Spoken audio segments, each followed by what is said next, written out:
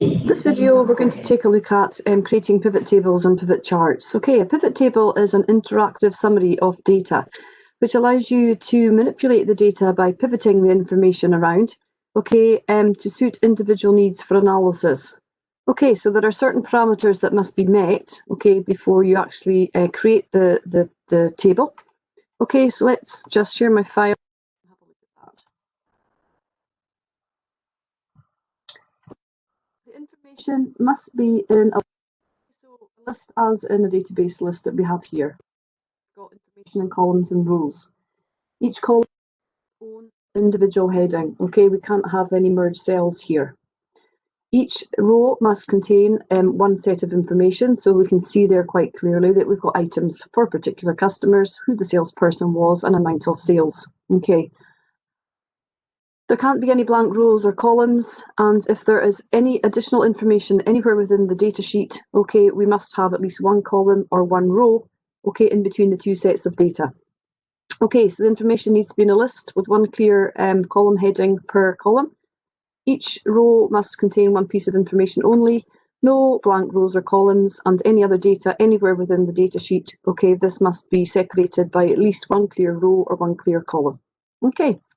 So we can just click anywhere at all within the data list, okay, and we're going to insert, okay, and in the table section on the left-hand side, we have pivot table. Okay, so just check, it should autofill the whole table, okay, because we've clicked into the table, but just check that it has actually done that for you, okay. I want it to go into a new worksheet. I like to keep the table and the pivot table separate, okay, so click on OK.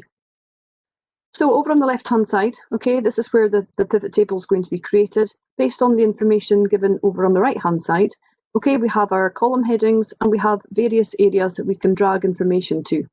So what I want to do, I want to take customers to columns, salespersons to rows, and I want to add up the sum of the values, okay? So when I click over onto left-hand side, okay, that data fields section disappears. First thing I want to do is just make sure that I've got this into currency. Okay, I'm going to take my decimals off. Okay, so we can see quite clearly who are our customers, okay, the company names, and who were the salespeople, okay, that sold items. I haven't taken the items in, I've just left them out, but all I want to see here is the grand total, okay, of each salesperson for each of the different companies. Okay, and then we have the grand total per company purchase, and we have the grand total of sales made by each of the salespersons. Okay, so remember, we've looked at these before. This is a filter. Okay, so we can filter on salesperson. Okay, deselect all, and let's just pick a couple. Okay, so we can see the total sales, okay, for each of S. Gardner and L. Germain, for each of the various organisations, and the grand totals. Okay, we can select all again if we want to. And again, we can, okay, filter out by specific organisations, okay, or customers. So we could actually add in another couple if we wanted to. So very, very easy way to analyse one set of data in a variety of different ways. Okay, let's put all of them back again. Okay, so by clicking back onto the pivot table, okay, I get the fields section back up again. Okay, rows and columns are interchangeable. So I can put the customers over into the columns. Sorry, I can put the salespeople over into the columns and bring customers into rows. And there we have the same information, but just displayed differently. Okay, so we've got the company name or the customer down the left-hand side, and we've got the columns are our salespersons. Okay, you can also have, okay, customer, okay, with the salesperson underneath. Okay, so we've popped them both into rows this time, and this time we're just getting the total of the sales. Okay, for each customer, okay, and the grand total for each of the companies. Okay, I'm going to put customer back up there. What we can also do, okay, is make a chart, an interactive chart. Okay, so I'm going to click onto the table again. I want to say insert, and over in the chart section, we have a pivot chart. Now, when I click on that, you can pick any one you like. I'm just going to pick the default. Let's get rid of that fields list. Okay, and what we have here, okay, is an interactive chart. So again, I can be selective. I can show only certain salespersons. Okay, so we'll only get the customers for each of those. Okay, put all the salespeople back again, and I can do the same thing with the customers. Okay, I can be selective, deselect all, and then I can customers and do the chart based on them only. Okay, so nice, quick and easy way to do an interactive summary with and a table.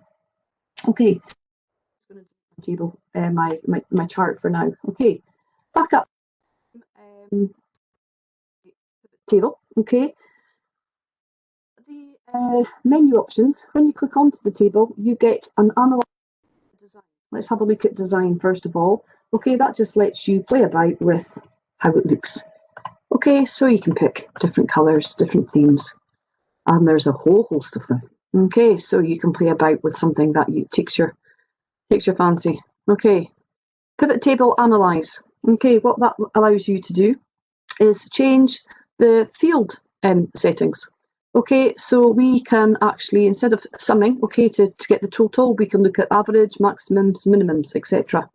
Okay, counts even. Okay, so row 6, what have I got here? I don't have everything here. Let's just put everything back. I can tell it's not as big as it should be.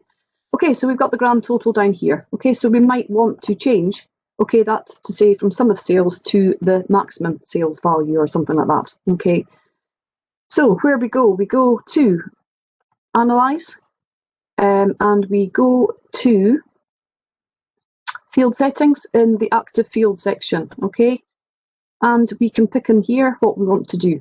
Okay, so we can see very clearly that the maximum in this column is going to be 30,990. Okay, but just change it so you can see there. Okay, when I click on to the table, okay, that's giving me a different calculation. Okay, it's giving me the maximum sales. Okay, what else can we do? Okay, when a record is actually deleted, okay, from your original data or updated from the original data, okay, the pivot table doesn't automatically update.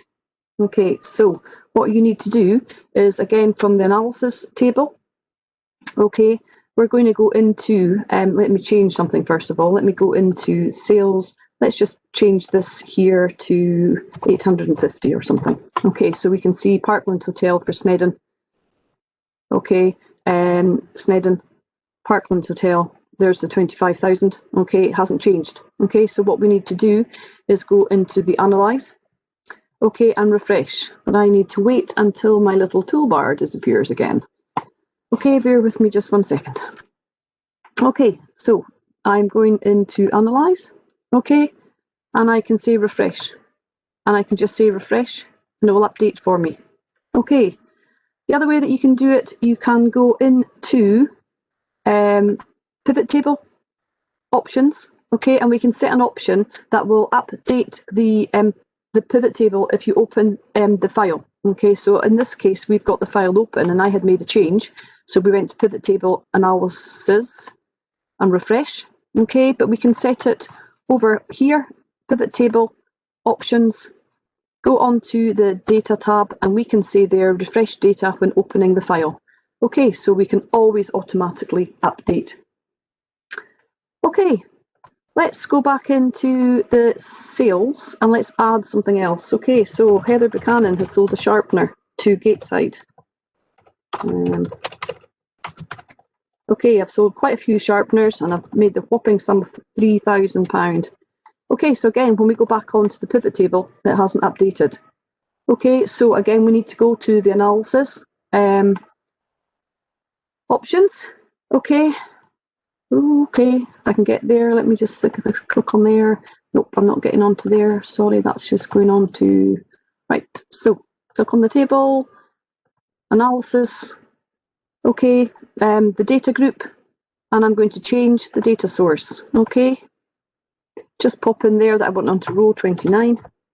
Click on OK, and there you can see it's added in H. Buchanan.